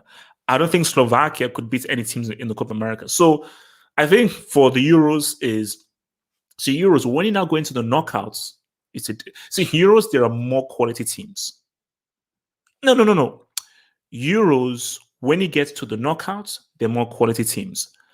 Copa America, the really top tier teams are really Brazil, Argentina, Uruguay, and Colombia. Those are the real top guys. Then you've also got the guys like a Paraguay, in an Ecuador or a Peru who can somehow say what's up, because Paraguay are always very hard to play. Chile, as well. You also have guys who are very tough to play, but the top tier guys, those are the guys. But for in Europe, you've got Germany, you've got Spain, you've got France, you've got Portugal, you've got Belgium now, and then you've got Italy. Then you've got the guys below that, like an England, maybe like a Croatia and so forth. So there are more of these quality teams, but only when you now get into the knockout stage. But no, Copa America is the quality is very, very high. Copa America. King Gabani, man, thank you for the dub. King Gabani, thank you for the dub. King Gabani, who says, why are Barca fans delusional? Sister to Arsenal? No, relax. Don't compare. As bad as things are with Barca, and they've gone through really bad. I told you, 8-2. They're not to the level. Arsenal are not in any European competition. So Arsenal's the delusion is on a different level because we're dealing with guys who you're not in a European competition. And you've been trophyless and you went trophyless this season. Barca, they didn't win a Copa del Rey. Doesn't mean much. They won a Copa del Rey, and they're still in Europe, and they're still in the UCL, and they still have Messi. So I wouldn't say it's delusion for Barca. Just think that they need to be realistic. Any Arsenal fan puffing their chest is delusional. I'm from Abdul again. Thank you for Abdul. United got beat by a team sponsored by floor tiles. Yes, guys, yes. Villarreal are they got beaten by Homebase. They got beaten by QVC. QVC.co. You know how they sell so they got beaten by a Rialto. They got beaten by a bunch of estate agents. Estate Agents FC. That's what they got beaten by. Estate Agents FC. From YSK Jackson, who says, correction, we lost to the GOATs L manager, hashtag the Jad. YSK Jackson, you call them paella merchants, and you said that you would wipe the floor with them. I don't know why you said this even after YSK warned you, but you were very arrogant and you said you would destroy Villarreal. YSK Jackson, I would hush your gums very quickly. Hashtag the Jad. If you ruin him, I will blame you, bro.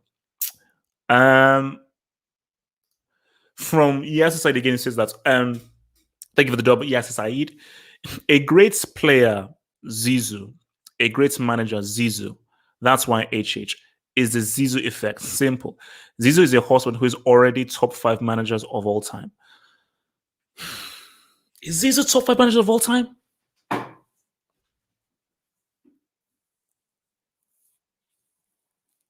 You can make that argument. You see, Zizou is a horseman unlike any other. Top 5 managers of all time. I mean, if to say that, people will say that might be crazy or mad, but 3 CLs, 3 CLs. 3 CLs in a row, and he dropped 2 La Liga titles as well. That's a stat. That is a stat. That is a stat. That's why I say Zizou is one of. Basically, for me, Beckenbauer might be the number 1 horseman because Beckenbauer won a World Cup and Euros as a player. He won the World Cup and Euros as a manager. So Beckenbauer literally might be the greatest horseman of all time because he's done everything as a player and as a manager. But Zizou might be the second horseman behind Beckenbauer. You know, some people know Beckenbauer's accolades are crazy. They're freaking crazy.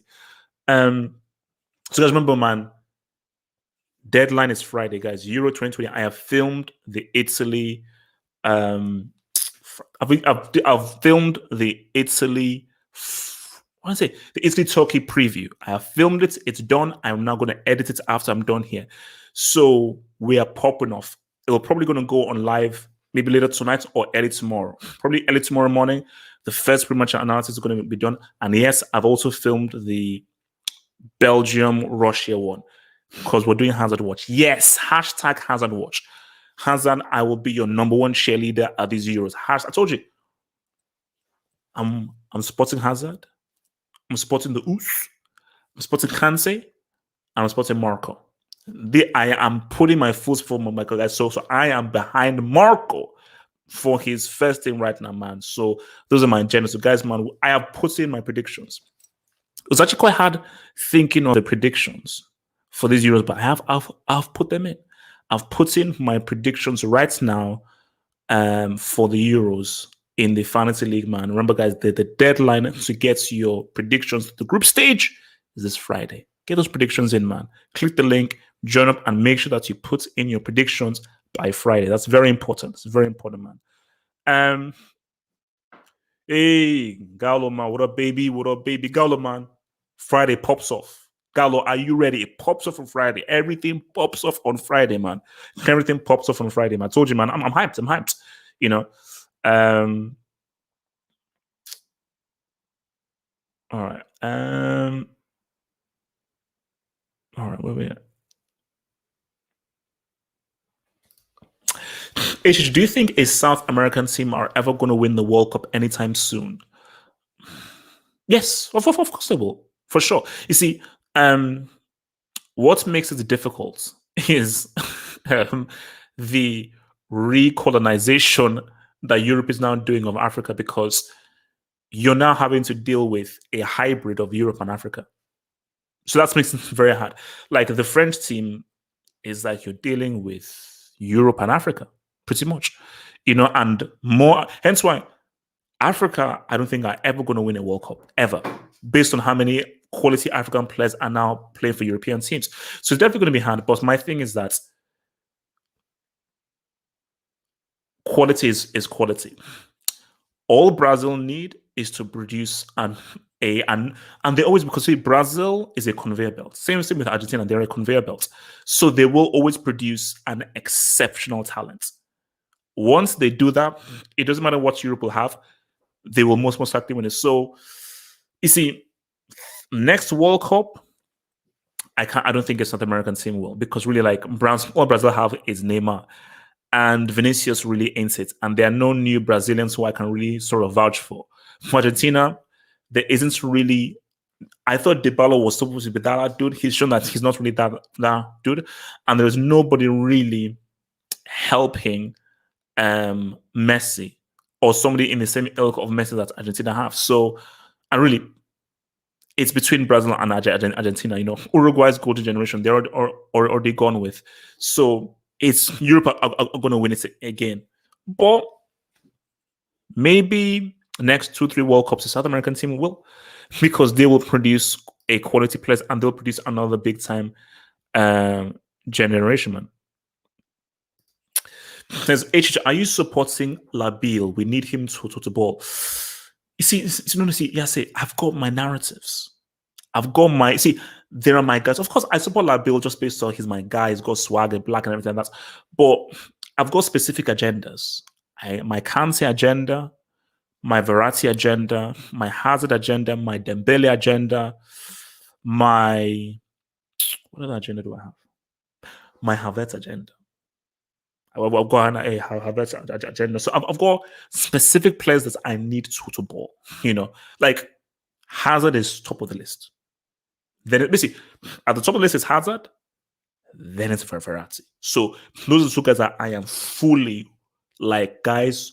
We need to pop off. But for Labille, I'm always riding with the boy Labille, always, man. From LSK Laxon, man, who says, salt everywhere. Hashtag the Jad will land with the pepper. Do you know what would be really funny, though? It would be really funny if somehow, just like how United messed things up with the whole fax thing with Woodward, it would be really funny if United messed up the Sancho transfer. I would laugh my face off. Because remember, it's still not completed. It's still not a done deal. Because look, Terry has been puffing his chest, popping up and down, oh my gosh, we're gonna get Sancho. It would be hilarious. And it would be funny if these guys don't get Sancho and they mess things up, man. That would be hilarious, man. From yesterday again, thank you for the dub. HH, thoughts on Diallo? He's a talent. I was on Instagram because I followed Drogba on Instagram, and like Drogba posted like an image because I think Diallo scored for Ivory Coast during this the international break, because I think it was against Sociedad where he scored this crazy goal with his header. From the little I've seen of him, the kid looks good. The kid looks really good. I mean, how old is the dude? I think he's like 17 or something. 18 years of age. You know? Wow, 18. No, the kid looks good. I mean, to be 18 and have such good ball control and good composure, especially playing for a senior team, he's one to watch out for. He's one to watch out for. But and my thing is that you see, whenever you have players like this who are so good when they're young, look at what's happened to Balotelli now. Okay, look, I mean, look at how he's just wasted his whole thing. So when you have somebody with such great potential, you've got to ensure that they have the right coach. So the question you have to ask yourself is, see, if you give this guy to a Pep or you give him to a club, he's in great hands because they will know how to improve his game and take his game to the next level. Well, does Ole Gunnar Solskjaer know how to take his game to the next level? Ole Gunnar Solskjaer is a decent manager. Not great. I think he's really bad at match management, but he's a good, solid manager. Is he a great coach? So can you look at the deal and be like, this is where you need to improve. This is where you need to get better. This is where you should now take a game to the next level. But yeah, look, United could have potentially a quality player on your hands. Potentially. Oh man. King Gabani, man, thank you for the job, man. Media to Foden haircuts. Media to See, here's the thing, and I said this on Twitter. People need to realize that we are tribal, and there's a thing called racial familiarity. You are drawn to people who look like you or have the same culture as you. The biggest lie is the fact that we treat everybody the same and we're all equal. No. You see, and this may sound controversial, this may sound crazy, but I like to be honest and like to be transparent. You see, for me, you don't have to agree or disagree with me, but I think it's good for people to share their points of view. Whether you agree or disagree, it's fine. Whenever I see like Ian Wright say, I'm English, and like show and really get passionate about England, I laugh. You see, Ian Wright telling me that he's English, I don't believe you. Desai telling me he's French, I believe him. What was it called? Like LeBron or Michael Johnson saying that, I'm American, I believe it. But when I see a guy like Ian Wright saying that I'm English, I'm like, I don't know. I don't view you as English. I view you as a black guy who happens to be living in England and is technically English, but I don't view you really as English. So for the media, they see Pogba as a black guy. They may try to say, but you view him as a black guy. So anything he does is, oh my gosh, he's just trying to be this and that. So you want to attach something extra. Foden is white. He's young. He's very good. He's quality. So the media, they see themselves in him. They will grow attached to him. The English media, they can't identify with Sancho. They can't identify with Sterling. They can't, because they're like, yes, you're English, but we just can't combine with you, but with a Mount or a Foden or a Kane. Racial familiarity. And you know what? There's nothing wrong with it. Just see, all I ask is just be honest with it. There's nothing wrong with it. Because it's what it is. Like, we are in life, we are tribal.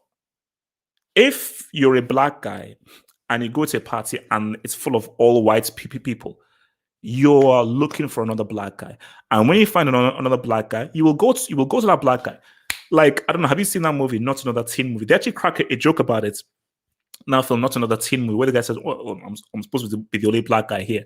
But yeah, that's what you do. Like, if you're an Asian guy and you go to a place that has all blacks there and you see another Asian guy, you will try and go to that Asian guy. It's racial familiarity, and it is what it is, man. But Pogba is a World Cup winner, though. Pogba is a World Cup winner. So,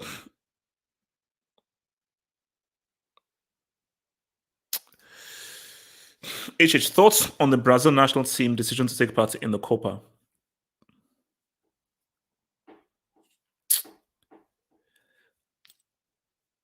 For me personally, I no.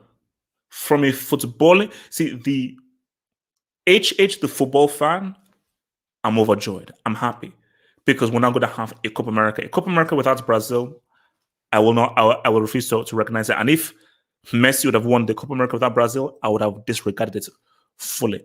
So that's HH, the football fan. HH, the human being. HH, the man.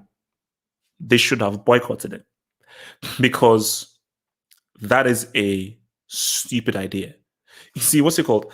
I do see one of my pastime work is I do correspondence for a TV channel.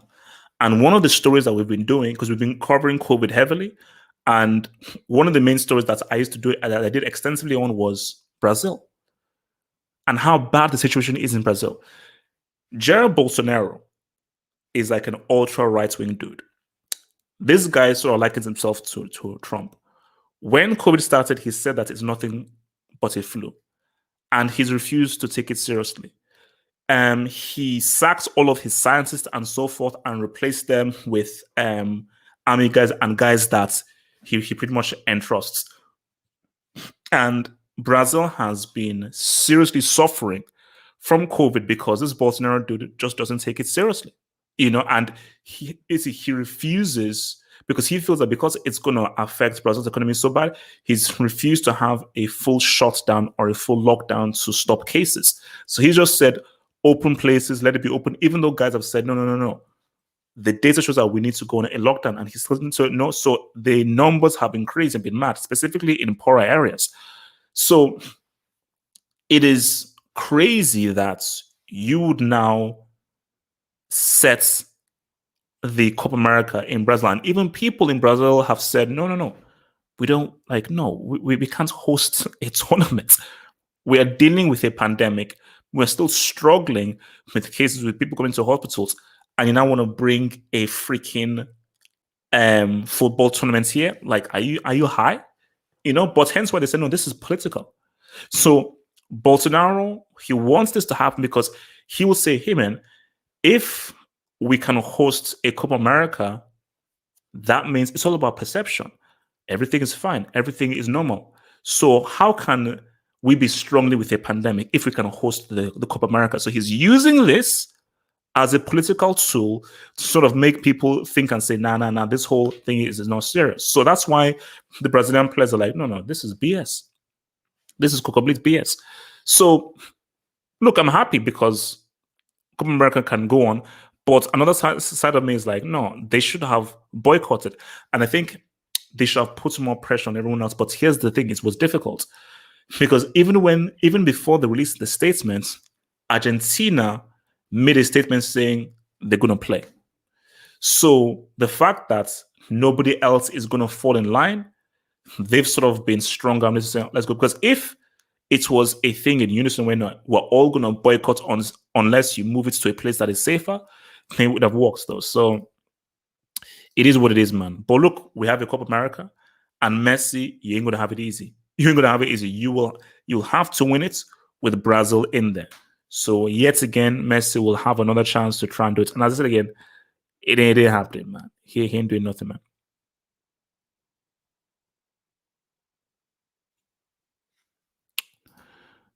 Oh, you didn't really explain why you don't believe in rights. Okay, I think in France, France still has racism issues. Same with England, but I think that I think France do a better job in embracing foreigners than England do. Because look, England and France, they're both very arrogant countries. They're both very, very old. But I think in England, there is, put it this way, you know, Henri has been captain, and this is very simple. Henri has been captain of France. Desailly has been captain of France. Has there ever been a black England captain? who's been a mainstay, not just for like one, because I know Sterling has had the job. Has there ever been a black England captain for a tournament? Henry, for a long while, was captain until he retired.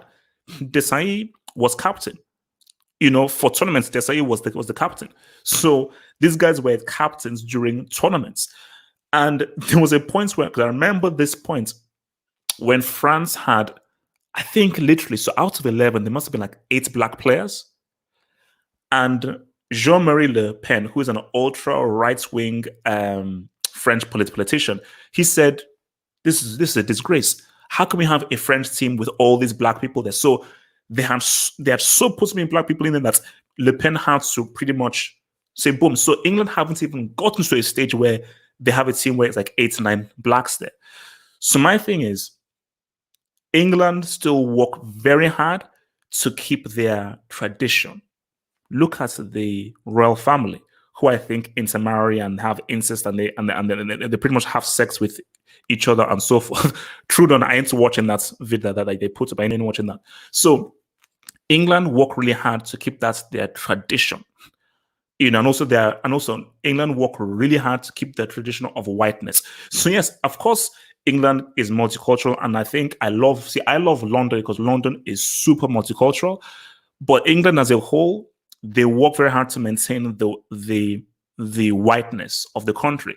So when an Ian Wright is patriotic about England, and I see how England operates and how they work, and I see how hard they work to maintain the whiteness of the royal family and the whiteness of their tradition. So for Ian Wright's like, I'm sorry, you look foolish. You look a bit foolish, you jumping up and down and being patriotic for a country that really doesn't want you. They'll use you for your talents, but they don't respect you, and they don't see you as English. They'll say you're English to your face, behind your back, they're cracking jokes behind you. For France, yes, it's to a degree, but for France, I just feel like if the black population are a bit much more, there's still racism issues there, 100%. They still are, but I don't think France work as hard to maintain their whiteness as England do. They still do, but not to the same degree as England. So hence why when you just see a black French person, as French, I'm like, okay, yeah, boom.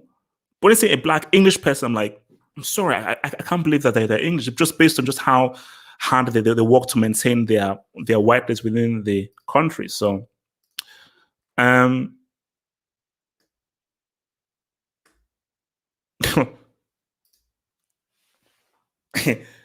now Spain is a whole different thing. I mean, you all heard what Luis Aragonés said about Henry, man. So yeah, that's a see when we're dealing with Spain, Italy, Eastern Europe, yeah.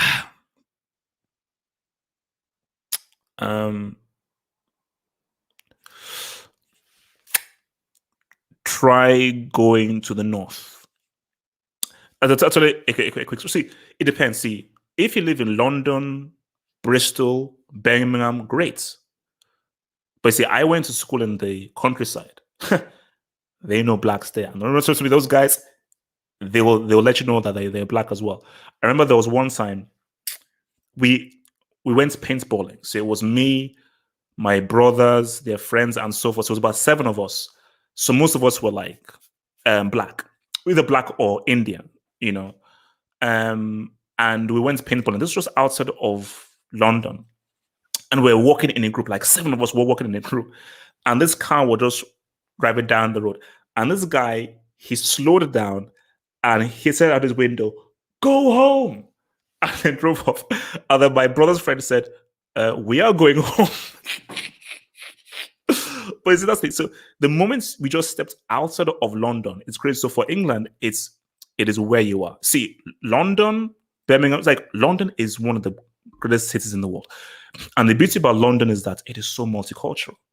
Like, you can walk around the streets of London and not actually hear English. You'll hear Italian, Spanish, Yoruba, Swahili, all this Arabic. You hear all these different languages because London is just a mix of cultures. And I love it because I'm a very global person and I love different cultures, So that's why London is amazing. But now when you're now going to like the countryside where it's like just fully hardcore white, yeah, bro. Oh, you better watch your back, man. You know what I'm saying, right? Better watch your back, bro. You know. Um.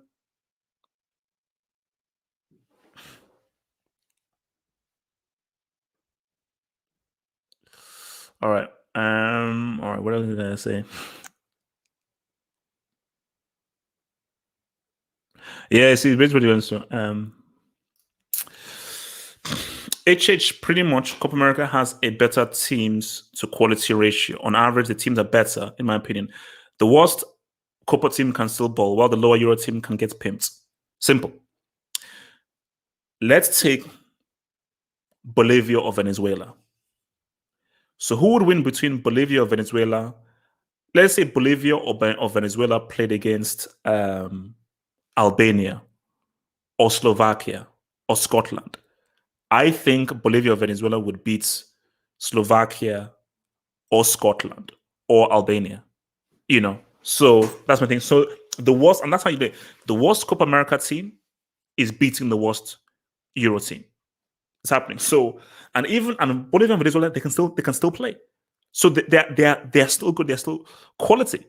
The worst European team, yeah, man, like they're getting saved. And you see, for me, Scotland may. I'm not sure that Scotland score a goal, and that, like, I hope to see, because I just love Scottish people, and I think I love Scottish culture and the accent and everything. So I hope Scotland actually do well. But Scotland most likely finish bottom of that group. You know, same thing with Slovakia, and I think that they could get battered. They could get battered. So that's just the issue there, man.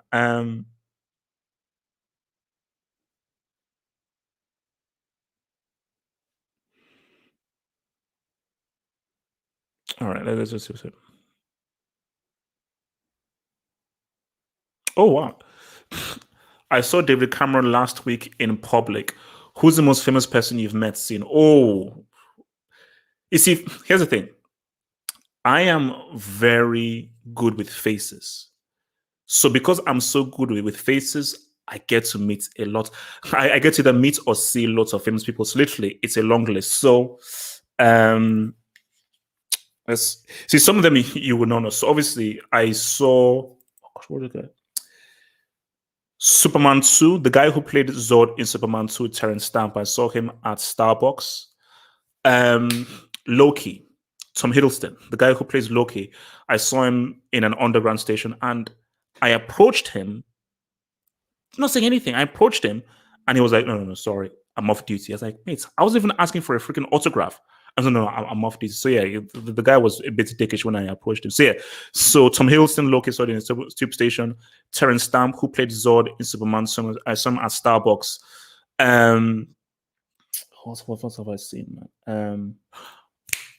I mean, Damian Lewis, the actor from Homeland, I saw him, I think, get into a taxi. Russell Brand, I saw him just walking down this street. Um, what should I see? What should I see? Um, so you may not probably remember him. Oh, I think is it Tom Sorensen or something? One of the no Begovic. I saw Begovic entering into a club with his whole crew. So Begovic was entering a club with his own crew. What did I see, man? Obviously, now the big one. I think you guys saw obviously when I was working with UFF, where I interviewed Okocha, Di Matteo, and Shevchenko. Obviously, that was big. And then the huge one was, and this was big. This was after Nigeria won the Olympics in 1996. I managed to meet Kano, and that was huge. And I was so nervous, I didn't even say anything. I was so nervous meeting him. And this was when Kanwanko was huge. This was like 96 after we just won the Olympics. So that's definitely the beginning because we're meeting Kanwanko. Obviously, I met Stallone and Dolph Lundgren at the Expendables premiere, and they signed my placard that I had. Obviously seeing I saw Van Damme and Schwarzenegger at the premiere, but I don't really mean but just saw them at the premiere. I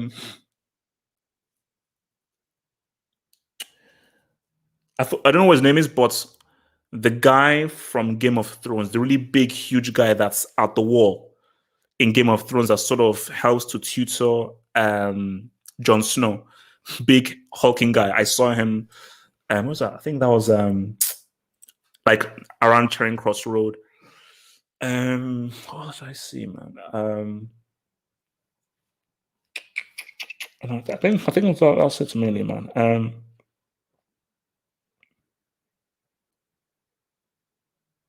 But I swear there was another big famous person that I saw.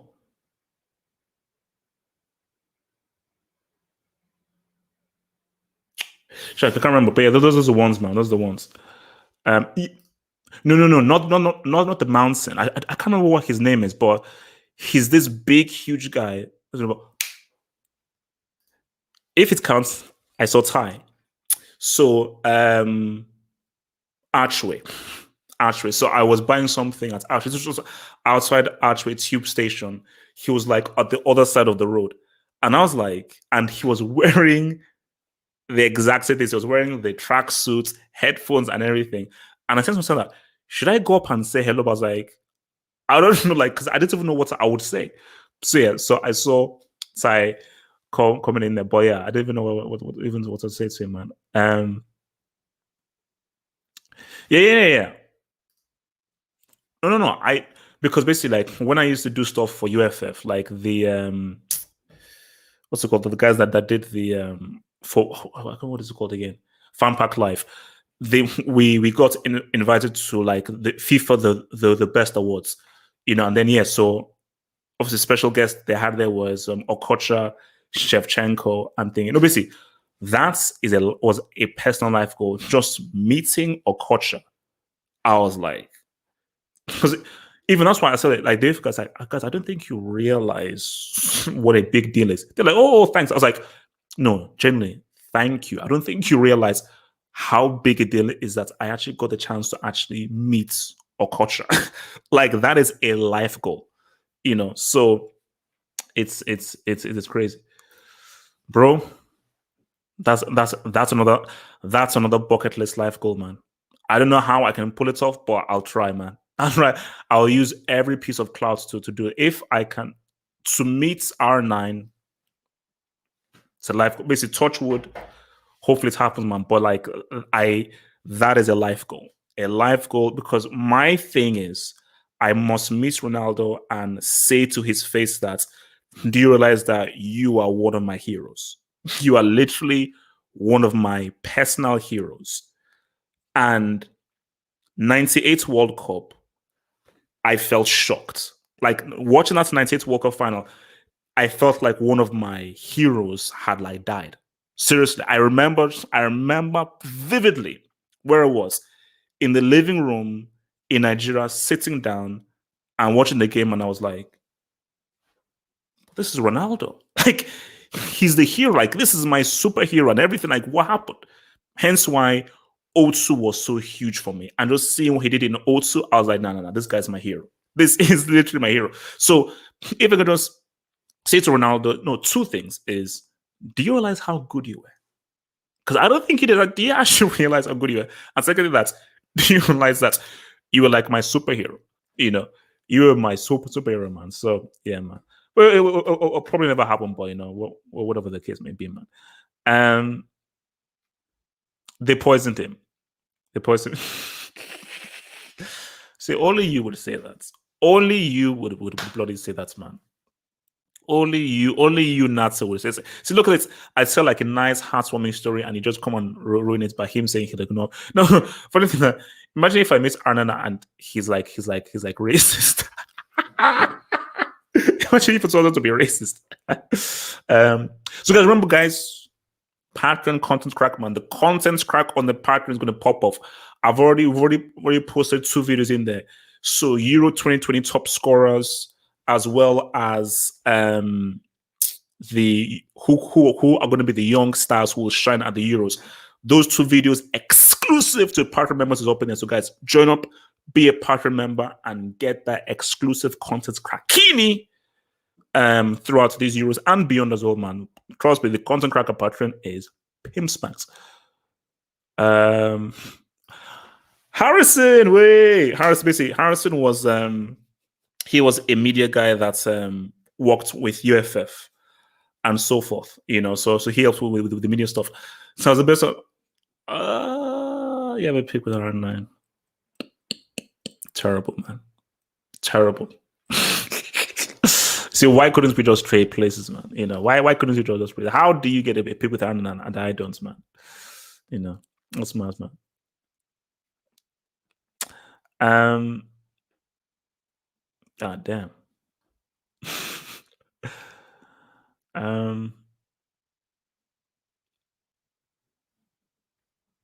Oh wow, cool.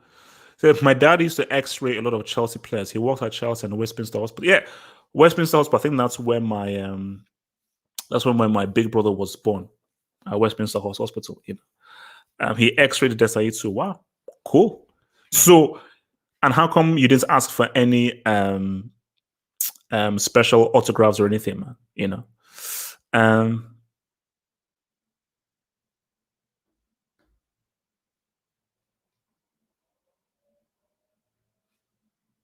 Oh God. All right, guys. Okay. I'm not gonna touch that, bro. Do Madrid get a big signing this summer?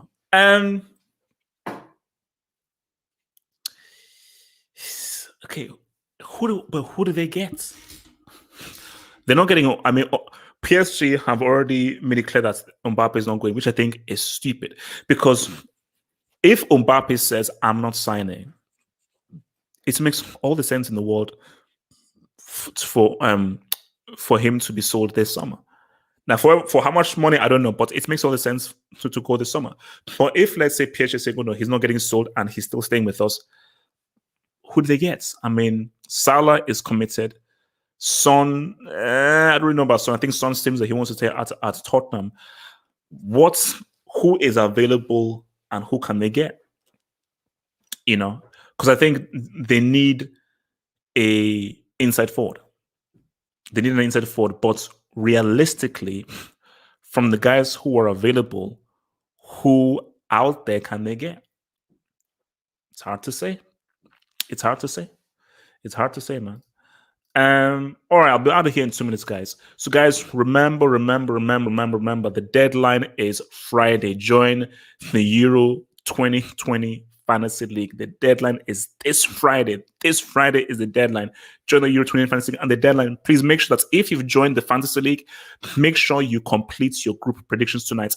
Friday is the deadline to put in all of your predictions in that Euro 2020 Fantasy League, man. Put it in there, man. So 20B What Up Baby says that we're talking Mbappe. Nah, bro, the PSG president is silly. Mbappe literally can just not resign and leave. It's literally as easy as that. No. Like, that's what we're saying is like, if he's not going to sign an extension, okay, PSG are rich. So maybe PSG is saying that, oh, we refuse to let you go, and you will stay here until you run out your contract. So Mbappe will be like, okay, I am still young. I'm not signing. You can't force me to sign.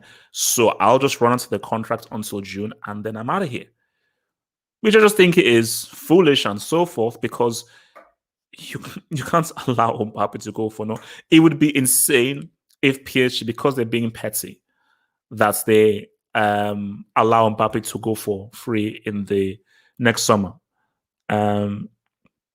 That's crazy, man. Salah isn't leaving Liverpool.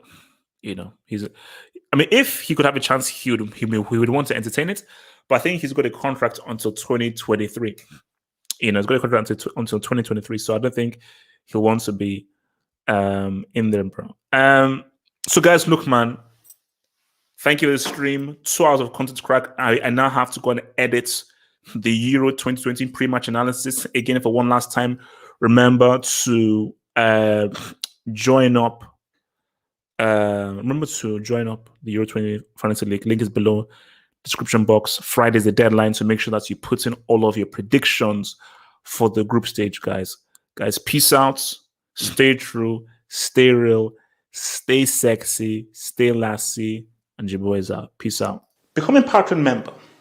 Gain access to my blog, get access to exclusive videos, and also gain access to the podcast, to the Saturday and the Sunday hangouts. Head over to patreon.com/halfup to gain all these goodies while also supporting your boy HH.